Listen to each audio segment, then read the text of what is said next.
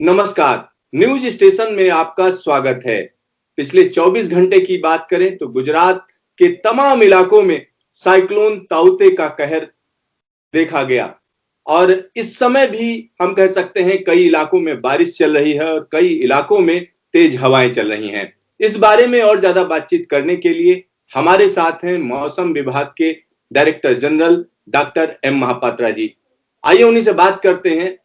महापात्रा जी, ये साइक्लोन जब से इसकी शुरुआत हुई, आप लोगों ने प्रेडिक्शन दिया, उसके बाद ये जो है गुजरात पहुंच गया और वहां पर हम कह सकते हैं तमाम इलाकों को प्रभावित किया। क्या कहेंगे, किस तरीके से इस साइक्लोन को देखते हैं, किस तरीके की पर्सनालिटी रही इसकी?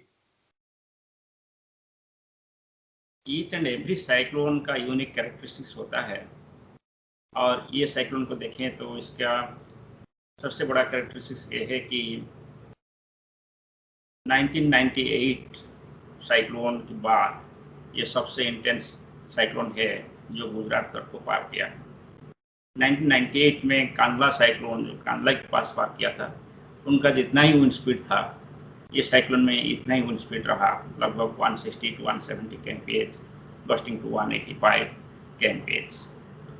दूसरा यूनिक कैरेक्टरिस्टिक्स ये साइक्लोन का रहा कि ये लक्षद्वीप से शुरू होकर लक्षद्वीप समेत केरला, कर्नाटक, गोवा, महाराष्ट्र, गुजरात, दामन एंड दीव, दादरा नगर हवेली, पूरा एंटायर वेस्ट कोस्ट स्टेट्स को प्रभावित किया।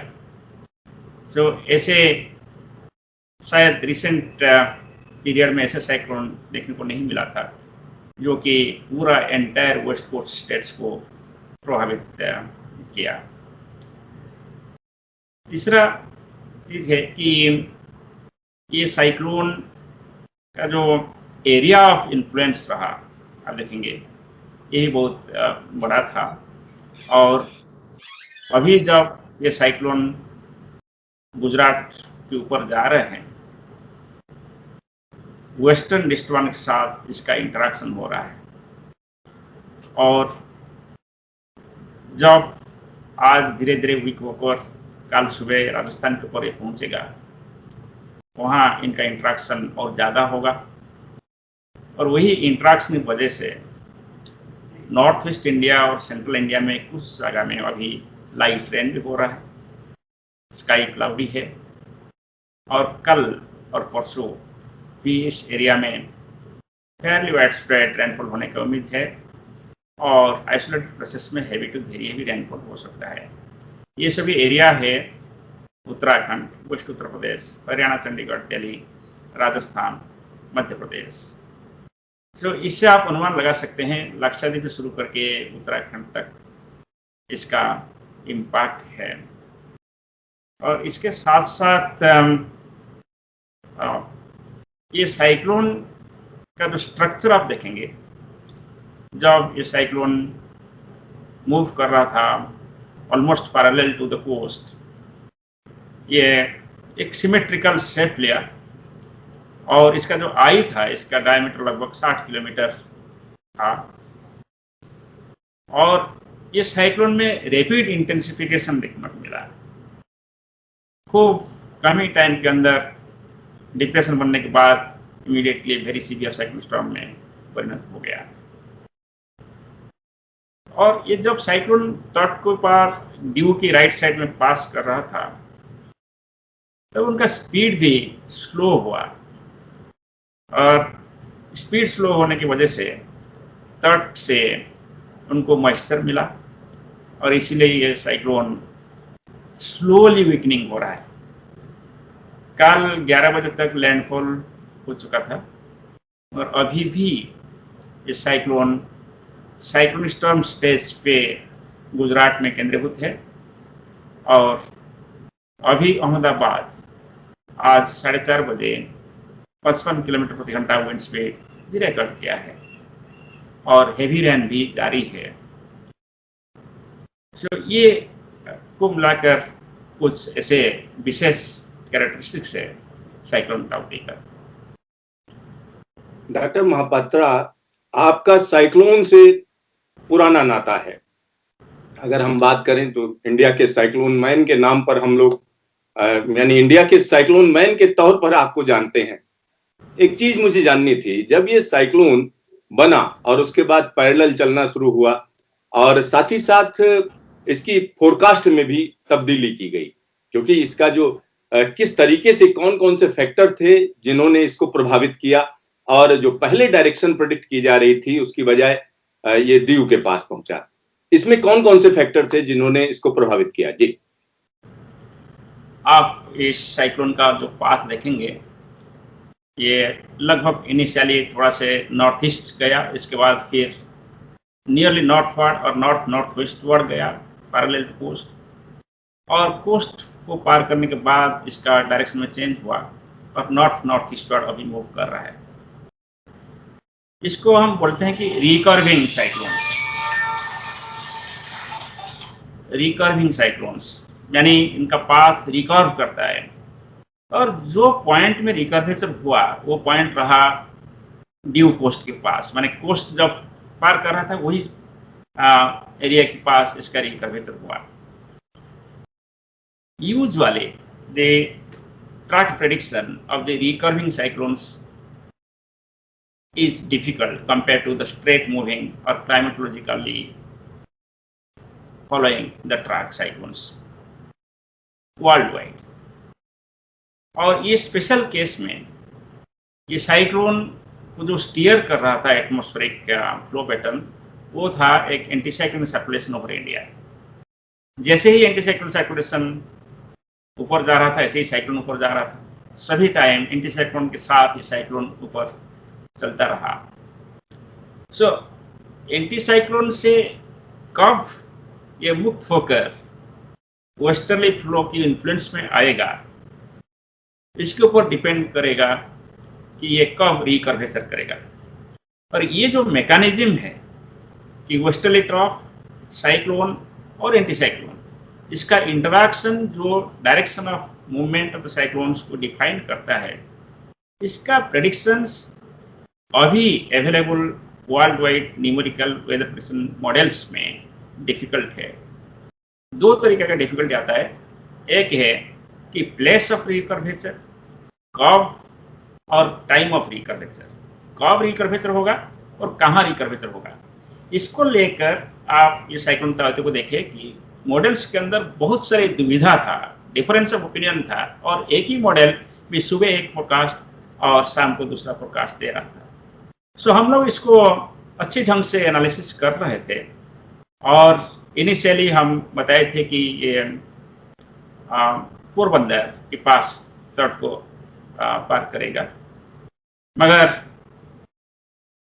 2 दिन पहले हम लोग ये सिद्धांत पे पहुंचा कि नहीं, ये ड्यू के पास तट को पार करेगा, और इमीडिएटली उनका ट्रैक फोरकास्ट हमने चेंज किए और सभी को सूचित किया गया, और सभी केंद्र सरकार, राज्य सरकार की संस्थाएं, प्रेस एंड इलेक्ट्रॉनिक मीडिया की कोऑपरेशन पे लोगों के पास इस मैसेज पहुंचा, और डिजास्टर मैनेजमेंट का जो प्रोसेस है इसको भी टाइम ले लिया गया, और ये चक्रवात से जो नुकसान होना था शायद इसको मिनिमाइज करने के लिए सफलता मिली है।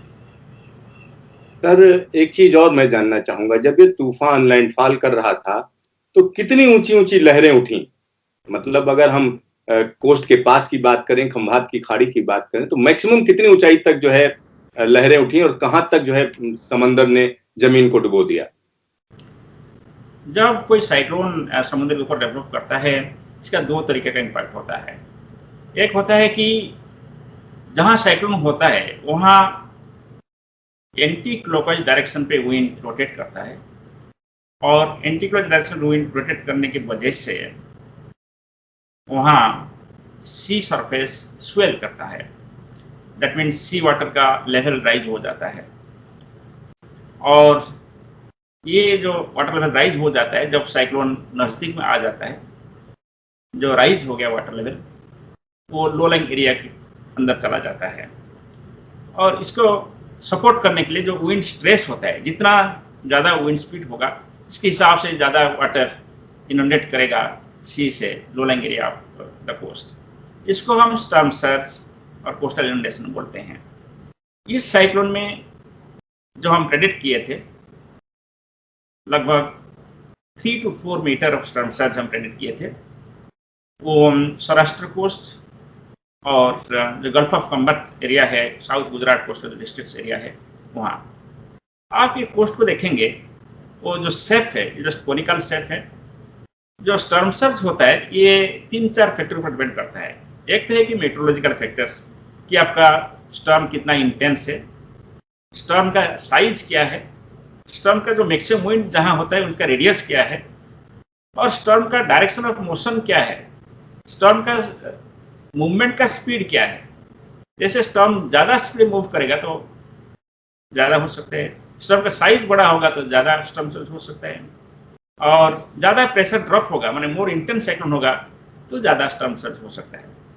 ये सब मीटरोलॉजिकल फैक्टर्स के अलावा बहुत सारे हाइड्रोलॉजिकल फैक्टर्स भी होता है, जैसे पास्ट रेनफॉल कितना हुआ है और फ्यूचर में कितना रेनफॉल होने वाला है, और रिवर है तो रिवर से कितना वाटर डिस्चार्ज हो रहा है, रन ऑफ कितना हो रहा है, सॉइल है तो वो सॉइल मॉइस्ट है कि ड्राई है, ये सभी है हाइड्रोलॉजिकल फैक्टर्स। और तीसरा फैक्टर होता है एस्ट्रोनॉमिकल फैक्टर्स। एस्ट्रोनॉमिकल फैक्टर्स ये होता है कि हम हर दिन में 2 बार हाई टाइड होता है और लो टाइड होता है। इसका वजह यही होता है कि जो सन और मून का जो एट्रैक्टिव फोर्स होता है अर्थ के ऊपर, इसकी वजह से कि जो सी वाटर है उसको एट्रैक्टिव फोर्स की वजह से वो भी स्वेलिंग होकर इनंडेशन करता है, और इसमें मून का रोल ज्यादा रहता है, सन का रोल कम रहता है। तो इसको हम एस्ट्रोनॉमिकल टाइड बोलते हैं। चौथा है कि बैथीमेट्री और टोपोग्राफी ऑफ द प्लेस। जो एरिया सालो होता है वहाँ ज्यादा स्टॉर्म सर्ज अंदर जा सकता है, ज्यादा टाइडल वेव आ सकता है। जो एरिया स्टीप होता है जैसे हिल्स, वहाँ स्टॉर्म सर्ज ज्यादा नहीं जा पाता है। जो एरिया डेल्टाइक होता है, रिवर्स मिल रहा है, वहाँ भी आपका स्टॉर्म सर्ज ज्यादा होगा। और जहाँ प्लेन एरिया हुए कंपैरेटिवली डेल्टाइक नहीं है, सिर्फ प्लेन है, रिलेटिवली कम होगा। और इसके साथ साथ ज्योमेट्रिक शेप जो होता है, जो भी कोनिकल और कॉनकेव शेप होगा, तो वहाँ जब वाटर जा रहे हैं वहाँ एक व्हील बन जाता है, और व्हील बनने से ज्यादा सैलाइन वाटर व सी वाटर इनंडेट करता है। सो आप सौराष्ट्र कच्छ और गल्फ ऑफ कंबत देखेंगे, वहाँ कोनिकल शेप है। इसलिए हमारा जो प्रेडिक्शन था, ये सभी को विचार करके जो इंडिया मेट्रोलॉजिकल डिपार्टमेंट और Indian national centre for ocean information services दोनों मिलकर के रन करते हैं, मॉडल रन करते हैं। और ये मॉडल के हिसाब से हम लोग प्रेडिक्ट किए थे कि लगभग हाईएस्ट 4 मीटर एस्ट्रोनॉमिकल टाइड से ज्यादा ऊंचाई का स्टॉर्म सर्ज आ सकता है। और इसके अलावा जब सी में समुद्र होता है, जो विंड्स की वजह से विंड जनरेटेड वेव्स होता है, और ये वेव्स का हाइट सी में विंड्स के साथ almost you can say directly related होता है। सो जितना विंड्स बढ़ेगा इतना विंड जनरेटिंग वेव्स सी में होता है। और ये जो साइक्लोन था, इसमें वेरी सीवियर साइक्लोन स्टॉर्म रहा, और सी कंडीशन हम बोल रहे थे कि फेनोमेनल है। जब सी कंडीशन फेनोमेनल बोल रहे थे, इसका मतलब होता है कि जो वेव क्रिएट हो रहा था, इसका हाइट 14 मीटर्स से ज्यादा था। सब बहुत भयानक और खतरनाक था। इसलिए हम बार बार बोल रहे थे कि शिपिंग ऑपरेशन और फिशिंग ऑपरेशन कंप्लीटली सस्पेंड होना चाहिए इस एरिया में, ईस्ट सेंट्रल अरेबियन सी और नॉर्थ ईस्ट अरेबियन सी में। और जो टाइडल वेव 3-4 मीटर हम बोल रहे हैं, ये तो एक 1 स्टोरी बिल्डिंग का हाइट हो गया। इसीलिए इवैक्यूएशन जरूरत पड़ता है लो लाइंग एरिया में जहां स्टॉर्म सर्ज एक्सपेक्टेड है, तो इसलिए इवैक्यूएशन को स्टेप लिया गया। और तीसरा और एक फैक्टर होता है, ये उनको बोलते हैं स्वेल्स। साइक्लोन दूर में होते हुए हमारे पास भी टाइडल वेव आ सकता है, इसको डिस्टेंट इफेक्ट बोलते हैं। कभी कभी इवन साउदर्न हेमिस्फीयर में, साउथ इंडियन ओशन में साइक्लोन होते हुए नॉर्दर्न हेमिस्फीयर में केरल के पास, महाराष्ट्र के पास, गुजरात के पास, पाकिस्तान के पास वेव्स आ सकता है, इसको स्वेल्स बोलते हैं, डिस्टेंट वेव्स। सो ये सभी मिलकर जितना फैक्टर हमने बताया वो डिसाइड करते हैं कि टोटल वाटर एनवलप कितना होगा जो कोस्टल एरिया को इनंडेट करेंगे।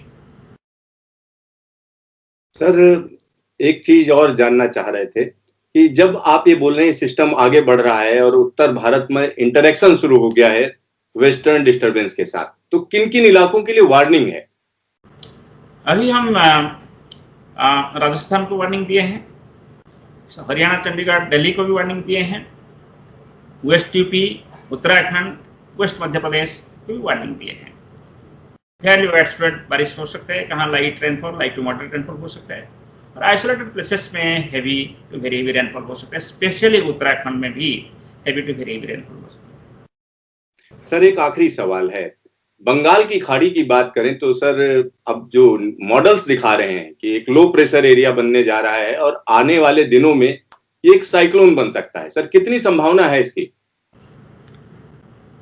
पिछले हफ्ते जैसे हम हर थर्सडे को हमारा एक्सटेंडेड रेंज फोरकास्ट जारी होता है साइक्लोन के लिए, हम पिछले हफ्ते एक एक्सटेंडेड रेंज फोरकास्ट जारी किए थे। इसमें हम इंडिकेट किए थे कि सेकेंड वीक में बे ऑफ बंगाल में सेंट्रल एरिया में एक लो प्रेशर एरिया डेवलप करेगा और वहाँ साइक्लोजेनेसिस यानी फॉर्मेशन ऑफ डिप्रेशन होने का प्रोबेबिलिटी है। इसके बाद हम इसको कंटिन्यूसली नज़र में रखे हैं और आज हम सभी विश्लेषण के बाद ये सूचना दिए हैं कि पूर्व केंद्रीय बंगोपसागर में 23 तारीख को एक लो प्रेशर एरिया डेवलप होगा और इससे पहले 21 तारीख को अंडमान सी और adjoining south bay of Bengal में मानसून पहुंचने का भी हम अनुमान लगाए हैं। जब monsoon south bay of Bengal और एडजॉइनिंग अंडमान सी में आता है, वहाँ वेस्टर्ली विंड्स का स्पीड बढ़ जाता है, जैसे कि 25 से 30 नॉट्स हो सकता है। At same time northern part of bay of Bengal में आपका विंड स्पीड कम रहता है। ये विंड स्पीड का डिफरेंस की वजह से central part of bay of Bengal में एक convergence zone, wind convergence zone बन जाता है और इसको आप विंड सर्कुलेशन बोल सकते हैं और ये सर्कुलेशन धीरे धीरे लो प्रेशर एरिया में डेवलप हो जाता है। वही लो प्रेशर एरिया हम एक्सपेक्ट कर रहे हैं इस सेंट्रल बे ऑफ बंगाल पे। मॉनसून ऑनसेट फेज में ऐसे लो प्रेशर एरिया डेवलप होते हैं और पॉसिबली कभी कभी ये डिप्रेशन या साइक्लोन का रूप भी ले लेता है। और ये जो मई महीना है, ये आप कंपेयर करेंगे कि हमारा ये जो बेसिन, ओशन बेसिन है, वहाँ 2 सीजन होता है, अप्रैल में जून और अक्टूबर नवंबर दिसंबर। अप्रैल में जून के अंदर मई महीना में आप साइक्लोन फॉर्मेशन प्रोबेबिलिटी देखेंगे तो मई महीने में सबसे ज्यादा प्रोबेबिलिटी है, माने क्लाइमेटोलॉजिकली मई महीना में ज्यादा साइक्लोन से डिप्रेशन फॉर्मेशन होता है जब आप कंपेयर करेंगे अप्रैल में जो प्री मानसून साइक्लोजेनेसिस सीजन। इसलिए क्लाइमेटोलॉजिकली तो फेवरेबल है और जो एनवायरमेंटल कंडीशंस है वो भी फेवरेबल है। कुछ मॉडल्स के इसका इंडिकेशन दे रहे हैं, हम इसको कंटिन्यूसली मॉनिटर कर रहे हैं और हम हर दिन इसको अपडेट करेंगे। सर, इसी से जुड़ा हुआ एक छोटा सा सवाल है, जैसा आप बता रहे हैं कि लो प्रेशर एरिया जब बंगाल की खाड़ी में बनते हैं तो मानसून के लिए फेवरेबल होते हैं और ऐसे में साइक्लोन बन जाता है, तो क्या ये मानसून के लिए फेवरेबल होगा? ये दोनों लिंक्ड है। मानसून फेवरेबल होता है लो प्रेशर फॉर्मेशन के लिए, मानसून एडवांस, और लो प्रेशर एरिया फॉर्मेशन भी मानसून एडवांस के लिए फेवरेबल करता है।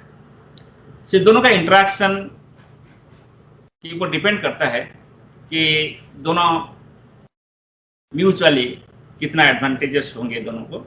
हम ये सभी निरंतर मॉनिटरिंग कर रहे हैं और मैं आपको ये इंफॉर्मेशन देना चाहता हूं कि हम जो हमारा मानसून ऑनसेट का फोरकास्ट है 15 तारीख को जारी किए हैं, 14 तारीख को जारी किए हैं, इसके हिसाब से 31 मई को केरल में पहुंचने के लिए हम पूर्वानुमान लगे हैं। अभी अंडमान एरिया के लिए हम अभी 21 तारीख को मानसून आने का पूर्वानुमान दिए हैं। हम मानसून का एडवांस को भी अभी ऑन डेली बेसिस सभी मानसून एडवांस पैरामीटर के साथ मॉनिटरिंग कर रहे हैं। उचित टाइम पर हम इसका भी जानकारी देंगे। डॉक्टर महापात्रा, आपको ढेर सारा धन्यवाद। साइक्लोन के बारे में तमाम छोटी छोटी चीजें, टेक्निकल चीजें और साथ ही साथ इस समय की क्या स्थिति, इन सब चीजों के बारे में हमारे दर्शकों को जानकारी देने के लिए। तो देखते रहिए न्यूज स्टेशन, फिर मिलेंगे दोबारा।